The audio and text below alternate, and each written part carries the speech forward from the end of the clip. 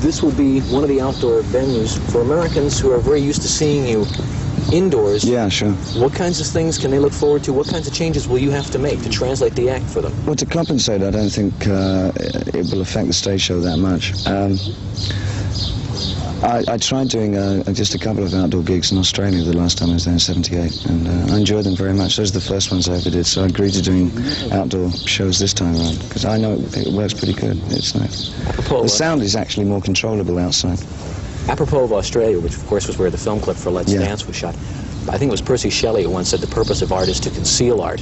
For people who listen to the song on the radio, it's a great dance song. For people who've watched the video, how far should we be going in that? How much should we be reading into that? I think you can read an awful lot into it. It occurred to me that making videos for rock songs, you've got 4 minutes of free time, and it's utilized throughout the world and all day long in some kind of, like in New York, it's the MTV station. So I think that you can make something a little stronger than just a general enhancement of the song. It's a good way of getting other ideas across. Right, as I understand it, you were involved in the direction and production of that piece. Yeah, I have been for the last 10 or so videos that I've done. Right, as opposed to on the other side of the lens, you have two movies that are, I dare say, almost simultaneously being released. Christmas, Mr. Lawrence, and Hunger. Differences working on either side of the camera for you? I have a bias towards directing. I enjoy that an awful lot. When I do the videos, I storyboard them all before I start, and I draw the whole thing out. So a pretty good idea what I'm doing. But 4 minutes is just 4 minutes, don't it? I'd like to move into something like a 30-minute format. That's a big leap. Sure. Yeah, I was not getting along at all well with RCA.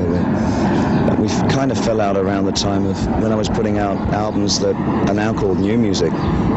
At the time, they didn't particularly like what I was doing, and we never really got back together again after that. So it's been a long time. It's been 10 years, so it's about time I moved on to somewhere else, I think. Better let Raymond or one of the other guys get a question in.